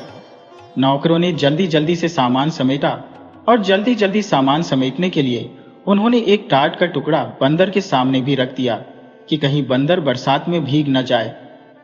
किसी का पालतू बंदर लगता है। नौकर टाट लेकर उस बंदर के पास पहुंचे तो उसने झट से एक पर्ची पर कुछ लिखकर नौकरों को दे दिया। नौकर राजा के पास गए। उस पर लिखा था, जैसा तंबू राजा के लिए लगाया गया है वैसा ही खेमा तंबू बिल्कुल ऐसा ही मेरे लिए भी तैयार करो, तब मैं आऊंगा। राजा अब वाकई उस बंदर में दिलचस्पी ले रहा था। राजा के हुक्म पर फौरन शाही खेमा और दूसरा तंबू बंदर के लिए तैयार किया गया। उसमें पलंग और बिस्तर लगाए गए। इतने में बारिश शुरू हो गई। बंदर बड़े ही नफासत से, अदब से उठकर खेमे में आया। राजा जितने दिन भी जंगल में घूमने फिरने के लिए ठहरा था, बंदर हर बात में राजा की बराबरी करता रहा। बंदर हर बात में राजा की बराबरी की फरमाइश करता रहा। जिस दिन राजा वापस महल जाने के लिए रवाना होने लगा तो उसने नौकरों से कहा कि इस बंदर से पूछकर आओ कि क्या वो हमारे साथ हमारे महल में चलेगा, क्या वो हमारे साथ जाने के लिए तैयार है। बंदर ने फिर से ठीक पर लिखा, जैसा हाथी राजा के सवारी के लिए तैयार है वैसा ही हाथी मेरे लिए भी तैयार करो। राजा ने दिल ही दिल में सोचा कि अच्छा मजाक है, इस बंदर को साथ में रखना चाहिए। ऐसा समझदार और पढ़ा लिखा बंदर तो कहीं नहीं मिलेगा। राजा ने नौकरों को हुक्म दिया कि हमारी जैसी सवारी तैयार करो और इस बंदर को भी हमारे साथ महल में ले चलो। अब बंदर बड़ी शान से नगर में दाखिल हुआ। उसका हाथी राजा के हाथी के साथ साथ चल रहा था। नगर के लोग बड़े हैरत से ये नजारा देख रहे थे। महल में पहुंचकर राजा ने कहा, बाहर जो नए मकान है उनमें से एक मकान में बंदर को छोड़ दिया जाए। बंदर को अब कागज कलम भी दे दिया गया था। तब बंदर ने कागज पर लिखा कि मैं यहां नहीं रहूंगा। जैसा महल महाराज का है वैसा ही महल मेरे लिए भी तैयार करवाया जाए। वैसे ही सारी ऐशो आराम और सुविधाएं मेरे लिए होनी चाहिए, तभी मैं रहूंगा, वरना मैं वापस जंगल में चला जाऊंगा। राजा का एक महल और भी था जहां राजा गर्मी के मौसम में रहा करता था। उस महल को राजा ने बंदर के रहने के लिए तैयार करवा दिया। अब बंदर उस महल में रहने लगा। नौकरों को तो बहुत बुरा लगता था कि उन्हें एक बंदर की सेवा करनी पड़ रही है और एक बंदर की खिदमत उन्हें शाही तरीके से करनी पड़ रही है। लेकिन राजा का हुक्म था और राजा की रानी को भी उस बंदर से बड़ी चिढ़ हो गई थी। रानी बार बार राजा से कहती रहती थी, इस बंदर को वापस जंगल में छोड़वा दीजिए, ये कोई बुरी आत्मा लगती है। लेकिन इस बात पर राजा राजी नहीं था। इधर बंदर ने दरबार में आकर बैठना भी शुरू कर दिया। बंदर सारे मुकदमे बड़े ध्यान से सुनता। अगर राजा कोई गलत फैसला देने वाला होता तो बंदर झट से उसके हाथ से कागज कलम लेकर फाड़ देता और सही फैसला लिखकर राजा के सामने रख देता। शुरू में तो राजा को बंदर पर बड़ा गुस्सा आया, लेकिन फिर उसे इस बात का एहसास हुआ कि बंदर की वजह से वो बहुत सी गलतियां करने से बच गया। बेगुनाह लोग सजा से भी बचे रहते थे और कई ऐसे फैसले करने में बंदर ने राजा की मदद की थी। राजा और उसके राज्य के लिए बंदर फायदेमंद था। धीरे धीरे राजा अपने सभी फैसले और अपने हुक्म देने से पहले बंदर को दिखाने लगा। दरबारी भी इस अक्लमंद और पढ़े लिखे बंदर के अब आदी हो चुके थे। लेकिन रानी की दुश्मनी उस बंदर से कम नहीं हुई। रानी लगातार राजा से कहती रहती, इस बंदर को कहीं उठवा कर फेंक दो, जंगल में छोड़ आओ, नहीं तो एक दिन ये आपके सारे राज्य पर कब्जा कर लेगा। हमारा कोई बेटा नहीं है जो हमारी मदद कर सके। ये आपको हटाकर खुद राजगद्दी हड़प लेगा और एक दिन राज सिंहासन पर भी बैठ जाएगा। राजा अपनी रानी को समझाता कि हे महारानी, अब ये मुमकिन नहीं है। आप देख रही है, ये कोई मामूली बंदर नहीं है। अब तक वो हमारे लिए फायदेमंद ही साबित हुआ है। हमारे राज्य में, हमारे सल्तनत में इसकी वजह से बहुत बढ़ोतरी हुई है और बहुत बेहतरीन तरीके से राज्य चल रहा है। लेकिन रानी को चैन नहीं आया। उन्होंने बंदर को जान से मारने की साजिश की। बंदर के लिए जो खाना भेजा जा रहा था, उसमें रानी ने जहर मिलवा दिया। उस दिन बंदर ने खाना नहीं खाया और राजा को एक पर्चे पर लिख कर दिया कि राजा साहब, मुझे मरवाने की कोशिश आपको और आपके खानदान को बहुत महंगी पड़ेगी। राजा को जब इस साजिश और जहर के बारे में पता चला तो राजा को बहुत गुस्सा आया। राजा ने नौकरों को बुलाया और उन्हें डांटा और रानी को समझाया कि आइंदा ऐसी कोई भी गलती मत करना। रानी दिल ही दिल में जल भुन कर रह गई। राजा की एक खूबसूरत बेटी थी। राजा अपनी बेटी को जान से भी ज्यादा प्यार करता था और उसे बहुत लाड से रखता था। और बंदर के चर्चे उस राजकुमारी ने भी सुने थे। राजकुमारी को उस बंदर को देखने का शौक हो गया। एक दिन बंदर दरबार से निकलकर अपने महल जा रहा था। राजकुमारी अपनी सहेलियों के साथ खड़ी होकर उस बंदर को देखने लगी। बंदर ने जब शहजादी को देखा तो वह रुक गया और राजकुमारी को घूरने लगा। राजकुमारी बंदर से डरकर महल में अंदर भाग गई और उस दिन से यह होने लगा कि हर रोज जब राजकुमारी सज संवर कर आईना देखती तो शीशे में पीछे से बंदर का चेहरा उसे नजर आता था। बंदर न जाने कैसे उसके कमरे में घुस आता। राजकुमारी को डर के मारे बुखार चढ़ जाता। फिर कई दिन तक बंदर उसके कमरे में नहीं आया। जब राजकुमारी ठीक हो गई तो फिर से बंदर ने आना शुरू कर दिया। उसने पर्ची लिखकर राजकुमारी के हाथ में थमाई और उस पर्चे में लिखा था, क्या तुम मुझसे शादी करोगी? यकीन मानो, मैं भी बहुत खूबसूरत हूं। राजकुमारी जानती थी कि यह तमीजदार बंदर है, बहुत ही बुद्धिमान है, मुझे कोई नुकसान नहीं पहुंचाएगा, लेकिन उसका डरना भी कुदरती था। धीरे धीरे राजकुमारी का डर अब बंदर से खत्म हो गया। उसे बंदर से अब हमदर्दी हो गई। राजकुमारी सोचती कि यह बंदर कितना समझदार और पढ़ा लिखा है, लेकिन इसने मेरे पिता को कई खतरों से बचा लिया है। हम पर इस बंदर के बड़े एहसान है, और अगर ये बंदर है तो इसमें इसका क्या कसूर। अब राजकुमारी उस बंदर से डरती नहीं थी। वो थोड़ी देर उस कमरे में रुकता तो वो उसे देखता और फिर चला जाता। होते होते ये बात रानी के कानों में जा पहुंची कि बंदर राजकुमारी के कमरे में जाता है। तो रानी ने सारा महल सिर पर उठा लिया और बंदर को खूब भला बुरा कहने लगी। और राजा के पास जाकर रानी ने रोना धोना शुरू कर दिया और कहने लगी, महाराज, अब तो हद हो गई है। आपका वो चहेता बंदर आपकी लाडली बेटी के पीछे हाथ धोकर पड़ गया है। या तो उस बंदर को निकाल दो, नहीं तो मैं फिर जहर खा लूंगी। मैं तो अब उस बंदर से तंग आ गई हूं। राजा ने राजकुमारी को बुलाकर पूछा, क्या बंदर बेटी तुम्हें परेशान करता है? राजकुमारी ने सारी बात सच सच बता दी और कहा कि पिताश्री, पहले मुझे उस बंदर से डर लगता था, लेकिन अब नहीं लगता। मुझे उस बंदर से हमदर्दी होती है। पता नहीं कौन है और इस पर क्या मुसीबत पड़ी है। राजा को यकीन हो गया कि चलो, राजकुमारी की जान को कोई खतरा नहीं है, लेकिन फिर भी उसे ये बात पसंद नहीं आई कि एक बंदर इस तरह से राजकुमारी के कमरे में आई जाए। उन्होंने उस बंदर से बात करने का फैसला किया। अगले दिन राजा बंदर के महल में पहुंचा। बंदर बगीचे में टहल रहा था। राजा ने बंदर से कहा, देखो बंदर, मैं नहीं जानता कि तुम कौन हो, लेकिन आज तक मैंने तुम्हारी हर बात मानी है। तुम्हें अपनी बराबरी का दर्जा दिया है, जो शायद कोई दूसरा राजा अपने राज्य में, अपनी प्रजा में यह बर्दाश्त नहीं करता। लेकिन अब तुमने मेरी बेटी को परेशान करना शुरू कर दिया है, तो यह मुझे बिल्कुल भी पसंद नहीं है। इससे पहले कि मैं कोई सख्त कदम उठाऊं, तुम अपनी इस हरकत से बाज आ जाओ और सुधर जाओ। बंदर झट महल से कागज और कलम लाया और लिखने लगा। फिर उसने लिख राजा को दे दिया। उसमें लिखा था, राजा साहब, मैं आपकी बेटी से शादी करना चाहता हूं और आपको यकीन दिलाता हूं, मैं आपकी बेटी को हमेशा खुश रखूंगा, उसे कभी किसी चीज की शिकायत नहीं होने दूंगा। राजा तो ये देखकर हक्का बक्का रह गया। अपनी फूल सी राजकुमारी की शादी इस बंदर से, ये तो कभी नहीं हो सकता। उन्होंने साफ कह दिया कि देखो बंदर, ऐसा मेरी जिंदगी में कभी नहीं हो सकता।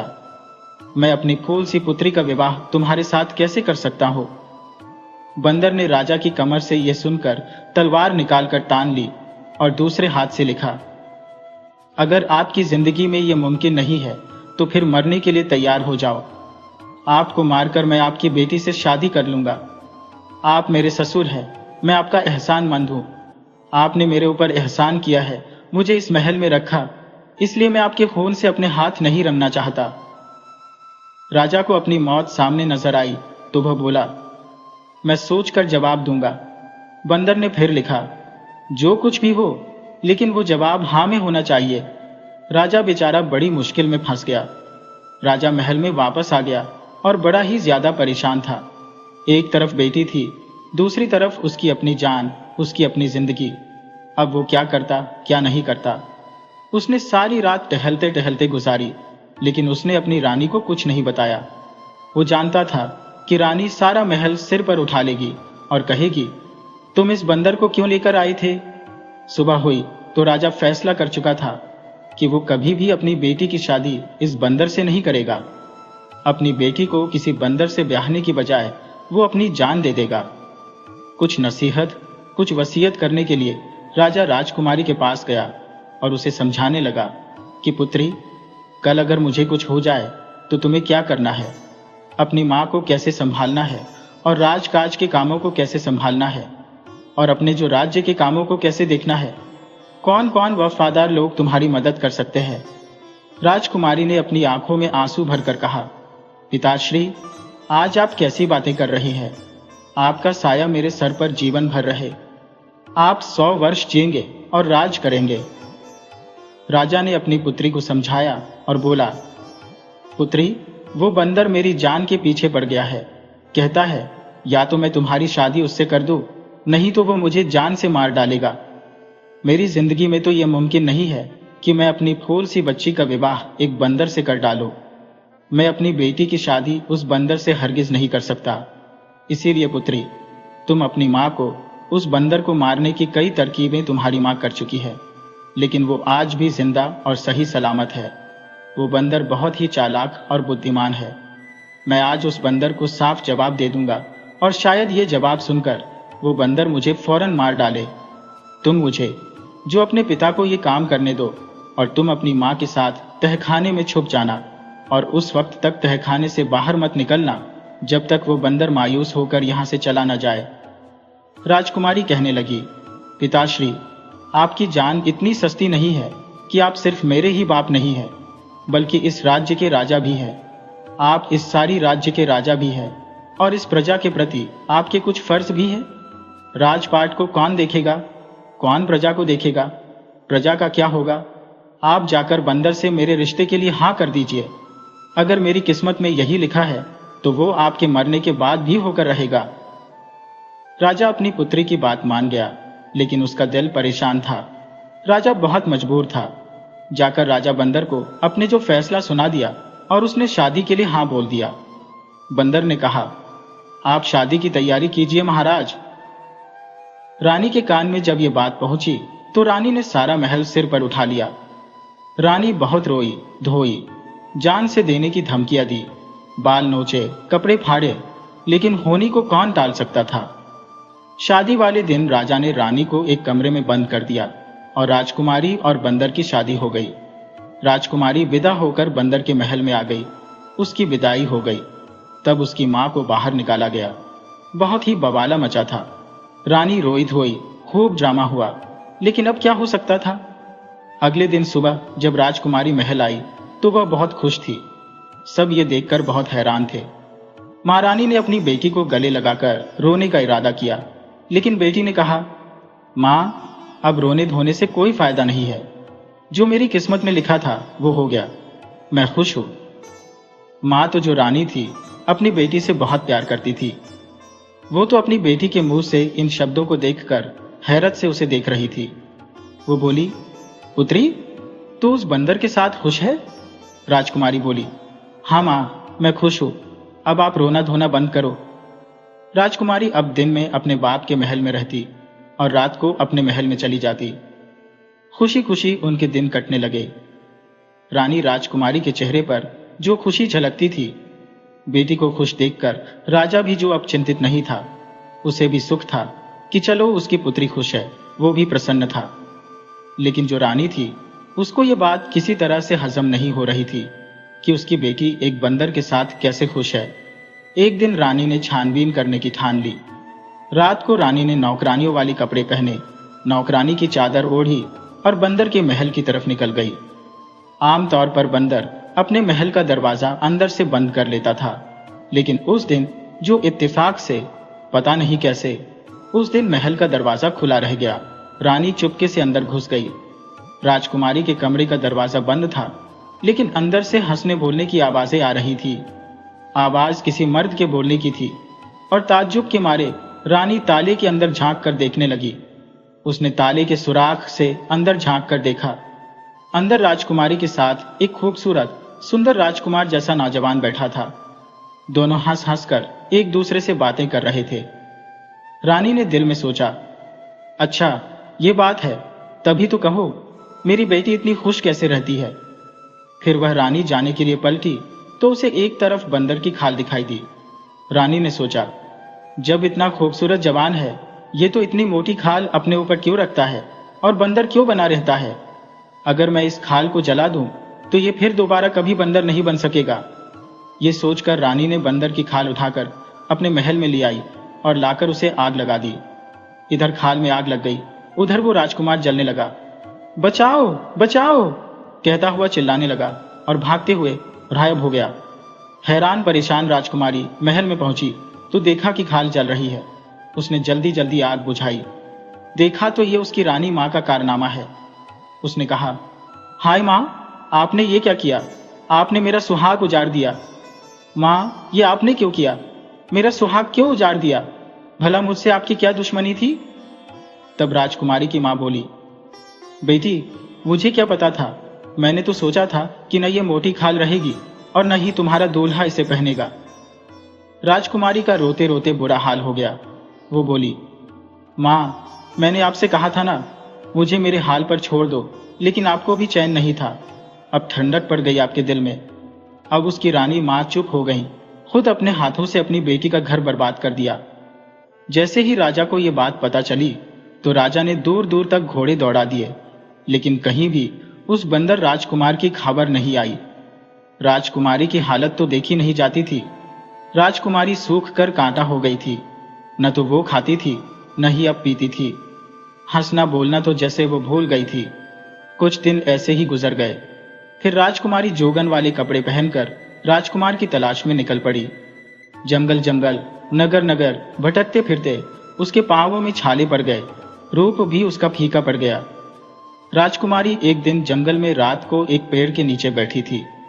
एक दिन राजकुमारी रात को जंगल के पेड़ के नीचे बैठी थी तो उस पेड़ पर एक चकोर और एक चकोरी बैठे थे।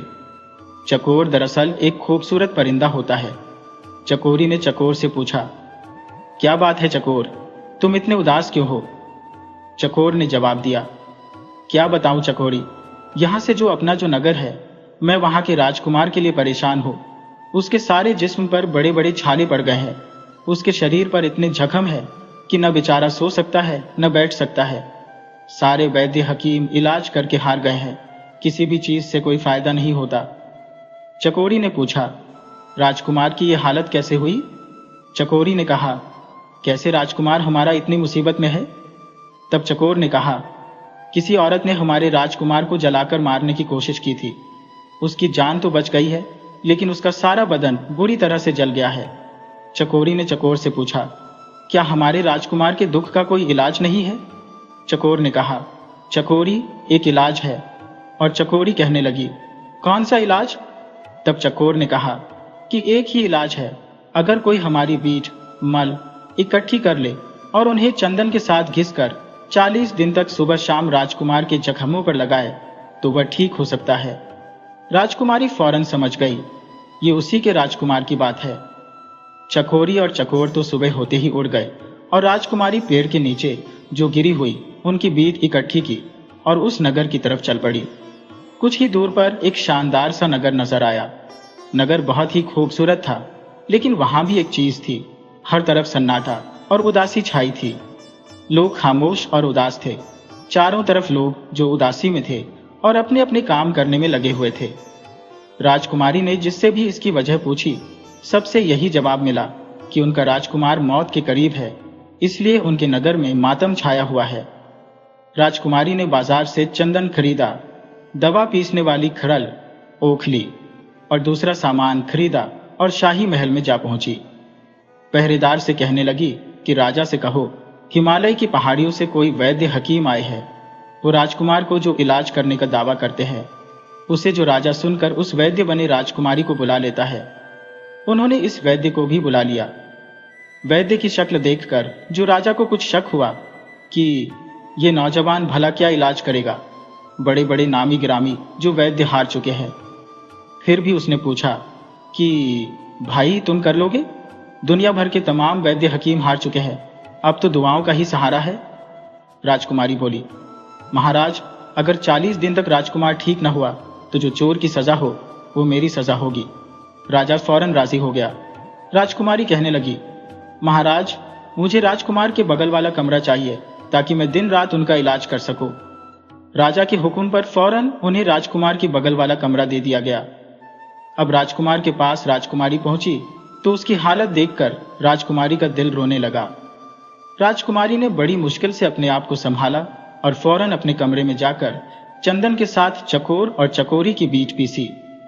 फिर बड़े ही सावधानी से राजकुमार के जिस्म के जख्मों को साफ किया। राजकुमार दर्द से तड़प रहा था। फिर उसने ये लेप उसके सारे जिस्म पर लगा दिया। राजकुमार के सारे जिस्म के जख्मों में ठंडक सी पड़ गई। न जाने कितने दिनों के बाद उसकी आंख लग गई। राजा के पास जब ये खबर पहुंची तो उन्होंने हुक्म दिया कि वैद्य का हर तरह से ख्याल रखा जाए। राजकुमारी ने राजकुमार की सेवा में अपने दिन रात एक कर दिए और फायदेमंद ताकतवर खाना खिलाया। इससे वो जो राजकुमार को बड़ा आराम मिलने लगा। राजकुमारी राजकुमार के जख्मों को सुबह शाम साफ करती और दवा का लेप कर देती। एक हफ्ते में राजकुमार को इतना फायदा हो गया कि वो अपने आसपास की चीजों पर ध्यान देने के काबिल हो गया। पगड़ी और दाढ़ी में उन्हें ये वैद्य कुछ जाना पहचाना लगा, लेकिन याद नहीं आया कि इस वैद्य को कहाँ देखा था। तब वैद्य उसके सामने बहुत कम बोलता था। महीना भर में राजकुमार के जख्म पूरी तरह से भर गए, लेकिन अभी खाल कच्ची थी। वैसे भी चकोर चकोरी ने 40 दिन के इलाज की बात कही थी। राजकुमारी इसी तरह राजकुमार के जख्मों पर जो अपनी दवाई लगाती रही। राजकुमार उसकी सेवा से बहुत प्रसन्न था। उसकी सेवा ने राजकुमार का दिल जीत लिया। राजकुमार उसकी दिल से तारीफ करता था। राजा ने तो उसको बहुत भारी इनाम देने की तैयारियां कर रखी थी, लेकिन हुआ कुछ ये कि 40वें दिन दवाई उसने राजकुमार के शरीर पर लगा दी और किसी से कुछ कहे सुने बिना वो जो महल से निकल गई और सीधे अपने राज्य के लिए रवाना हो गई। हाँ, उसने राजकुमार से उसकी अंगूठी जरूर मांग ली थी, लेकिन उसे ये पता नहीं चला कि वो चली जाएगी। इधर महल में राजकुमार की सेहत और अच्छी हो जाने की खुशी में जश्न की तैयारियां जोरों से चल रही थी, लेकिन वैद्य जी का कहीं पता नहीं था। राजकुमार अब परेशान था। राजा भी हैरान था कि कैसा वैद्य था, अपनी मेहनत का एक पैसा लिए बिना ही चुपचाप खामोशी से चला गया। न कोई इनाम मांगा और न कोई फरमाइश की। और राजकुमार के ठीक होने के बाद जो राजकुमार को भी अपनी नई नवेली दुल्हन की याद आई। अभी उसकी शादी को जो दिन ही कितने गुजरे थे, ये मुसीबत तो आन पड़ी थी। वो जानता था कि उसकी इस हालत की जिम्मेदार उसकी सास थी, लेकिन उसने ये बात किसी को नहीं बताई। एक दिन वो राजकुमार अपने पिता से इजाजत लेकर शिकार के बहाने जो नगर से निकला। शिकार के बहाने से निकला और सीधा अपने ससुराल चला गया। उसने शाही कपड़े पहन रखे थे। उसके साथ उसके जो सैनिकों का दस्ता भी था। सैनिकों ने उसे पूरे जो इंतजाम के साथ महल में बिठाया और राजा को खबर की। राजा साहब बेटी के घेम में वक्त से पहले ही बूढ़ा हो गया था। मेहमानों ने खड़े होकर उनको इज्जत दी, सम्मान दिया। राजा ने पूछा, बेटा तुम कौन हो और कहाँ के राजकुमार हो? मैंने तुम्हें पहचाना नहीं। राजकुमार ने बड़े ही श्रद्धा से कहा, आप भले ही मुझे न पहचाने महाराज, लेकिन मैं आपको कैसे भूल सकता हूं? आपका मुझ पर एहसान है। मैं वही बंदर हूं जिसे आपने अपनी बराबरी का दर्जा दिया था और अपनी बेटी से मेरी शादी की थी। राजा उस खूबसूरत नौजवान राजकुमार को देखता रह गया। कहाँ वो बंदर और कहाँ ये राजकुमार। अब राजा की हैरानी का कोई ठिकाना नहीं था। फिर भी राजा ने खुशी से पूछा, लेकिन ये सब कैसे मुमकिन हुआ? राजकुमार ने कहा, महाराज, मैं अपनी कहानी आपको बाद में सुनाऊंगा। अब क्या मैं अपनी दुल्हन से मिल सकता हूं? राजा ने कहा, वो अब भी उसी महल में रहती है बेटा, जहां तुम रहते थे। उसने तो दुनिया ही छोड़ दी। तुम शौक से वहां जा सकते हो। राजा को हैरान और परेशान छोड़कर राजकुमार सीधा अपने महल में आ गया। राजकुमारी जो घाम की तस्वीर बनी बैठी थी। राजकुमारी का फूल सा चेहरा मुरझाया हुआ था। रो रो कर आंखों के नीचे काले घेरे पड़ गए थे। राजकुमार को अपने सामने खड़ा देखकर राजकुमारी को यकीन नहीं आया। राजकुमार ने कहा, हाँ राजकुमारी, तुम्हारा प्यार मुझे यहां खींच लाया है। तुम्हारी मां ने तो मुझे मारने में कोई कसर नहीं छोड़ी थी। मेरा सारा शरीर बड़े बड़े फफोलों से भर गया था। मेरे बचने की कोई उम्मीद नहीं थी। राजकुमारी ने पूछा, फिर आप ठीक कैसे हुए? राजकुमार ने कहा, एक वैद्य मेरे पास आया था। 40 दिनों में मेरे जख्मों पर मरहम लगाया और मेरी ऐसी सेवा की कि कोई किसी की नहीं करता। राजकुमारी ने पूछा, अच्छा, तब तो आप लोगों ने उसे खूब इनाम दिया होगा और उसे खूब माला माल कर दिया होगा। राजकुमार बोला, नहीं, हैरानी की बात तो यही है राजकुमारी, कि सिवाय मेरी एक अंगूठी के उसने कुछ नहीं लिया और बगैर किसी को कुछ बताए चुपचाप कहीं चला गया। राजकुमारी ने वही अंगूठी दिखाते हुए पूछा, क्या यही अंगूठी थी? राजकुमारी ने कहा, हाँ, मगर तुम्हारे पास कहां से आई? राजकुमारी कहने लगी, वो वैद्य मैं ही थी। और फिर उसने सारी कहानी राजकुमार से कह डाली। वो कपड़े भी दिखाए जो वो वैद्य के भेष में पहनती थी। राजकुमार की तो खुशी की कोई सीमा ही नहीं रही। वो बोला, मैं तो बहुत खुशनसीब हूं कि मुझे तुम जैसी पत्नी मिली। मां ने जान लेनी चाहिए, लेकिन बेटी ने जान बचा ली। राजकुमार बोला, तुम्हारी मां ने तो कोई कसर नहीं छोड़ी थी मुझे मारने में। राजकुमार बोली, मेरी मां भी आपकी दुश्मन नहीं थी राजकुमार। आपको इंसान के रूप में देखकर मेरी मां ने सोचा, अगर वो बंदर की खाल को जला दे तो आप कभी बंदर नहीं बनेंगे, बल्कि हमेशा इंसान बने रहेंगे। तो मेरी मां ने मेरा अच्छा ही सोचा था और अच्छा जानकर यह तय किया था कि आपको कम से कम मुझे तो ये बता देना चाहिए था कि आपके बंदर के भेष में रहने के पीछे राज क्या है। तो मैं इस खाल को अपनी जान से भी ज्यादा हिफाजत से रखती। राजकुमार बोला, असल में राजकुमारी, मुझे कभी इसका मौका नहीं मिल पाया। दरअसल हमारी शादी को दिन ही कितने हुए थे। मैंने सोचा था आराम से तुम्हें बताऊंगा, तभी यह मुसीबत आ गई। दरअसल लंबी कहानी है। राजकुमारी ने कहा, अब बता दीजिए राजकुमार। राजकुमार ने कहना शुरू किया तो कहने लगे, राजकुमारी, ये तो तुम भी जान गई हो, मेरे माँ बाप भी राजा रानी है और मैं उनकी इकलौती संतान हूँ। राजकुमार होने की वजह से मेरी जवानी का वक्त घूमने फिरने और शिकार खेलने में गुजरता था। तकरीबन साल भर पहले की बात है। मैं अपने सिपाहियों के साथ शिकार खेलने के लिए निकला। जंगल में मुझे एक बहुत ही खूबसूरत हिरन नजर आया। मैंने ताक कर तीर चलाया, लेकिन वो मेरी नजरों से ओझल हो गया। मैंने जब उस हिरन का पीछा किया तो मैं अपने साथियों से बिछड़ गया और बहुत दूर निकल आया।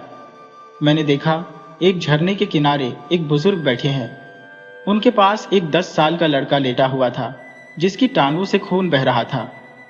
वो बुजुर्ग उस लड़के के जख्म को धोते जा रहे थे और रोते हुए उसको बद्दुआ दे रहे थे, जिसने ये तीर मारा था। मेरी शक्ल देखते ही वो गुस्से में बोले, आदमी हो या बंदर, तमीज तो और जो संस्कार तुम्हारे अंदर है ही नहीं। ये उनके कहने की देर थी कि मैं बंदर में बदल गया। उन्होंने कहा, जा और जंगल जंगल भटकता फिर, कोई ठिकाना नहीं मिलेगा तुझे। इनकी बद्दुआओं से और अपनी हालत से जो मैं बहुत परेशान हुआ। उनके पांव मैंने पकड़ लिए और रोने लगा। मेरी हालत देखकर उस लड़के को मुझ पर तरस आ गया। उसने उस बुजुर्ग से कहा, दादाजी, अब इस इंसान ने अपनी गलती मान ली है तो इसे माफ कर देना चाहिए। यह भी शर्मिंदा है, इसे माफ कर दीजिए और दोबारा इंसान बना दीजिए। लड़के ने जब ज्यादा ही उस बुजुर्ग से प्रार्थना की, तब वो बुजुर्ग बोले, देखो, इससे सीख कि तूने इसे जख्म दिया और ये तेरी सिफारिश कर रहा है। खैर, मैं अपनी बद्दुआ तो वापस नहीं ले सकता, न ही अपना श्राप ले सकता हो, लेकिन कुछ कर सकता हो। साल भर बंदर तो तू रहेगा ही। जब कोई लड़की तुझसे हमदर्दी करते हुए शादी को तैयार हो जाएगी, तब तुम अपनी असली सूरत में वापस आ जाओगे। अगर साल गुजरने से पहले तेरी शादी हो गई, तो सिर्फ अपनी हमदर्द पत्नी के सामने इंसान की शक्ल में आ सकोगे। लाचार होकर मैं वहां से वापस आ गया। अब मेरा कोई ठिकाना नहीं था, अपने घर भी वापस लौट नहीं सकता था। 6 महीने तक जंगलों में भटकता रहा। फिर एक दिन तुम्हारे पिता जो सैर करने के लिए आए, उन्होंने मुझ पर एहसान किया, मुझे अपने साथ ले आए, मेरी हर फरमाइश पूरी की और तुम्हें मुझसे हमदर्दी पैदा हुई और अपने बाप की जान बचाने के लिए तुमने मुझसे शादी कर ली। बाकी का हाल तुम्हें मालूम है। जब तुम्हारी माँ ने मेरी खाल में आग लगाई, तो उस समय उस श्राप की मुद्दत पूरी होने में कुछ दिन बचे थे। अभी राजकुमार ये कहानी सुना ही रहा था कि राजा और रानी भी वहां पर आ गए। रानी ने राजकुमार से अपनी गिलती की माफी मांगी और राजा ने कहा, राजकुमार, हमारा कोई बेटा नहीं है, अब तुम ही हमारे बेटे हो, ये राजपाट तुम संभालो। राजकुमार ने कहा, अभी तो मुझे दुल्हन को लेकर अपने देश, अपने राज्य जाना है और अपने माँ बाप से इसे मिलवाना है। वहां मेरे माँ बाप मेरा इंतजार कर रहे हैं, लेकिन मैं वादा करता हूं कि आपका हाथ बटाने समय समय पर आता रहूंगा। राजा ने कहा, ठीक है बेटा, जैसी तुम्हारी इच्छा। राजा ने धूमधाम से अपनी बेटी को विदा किया।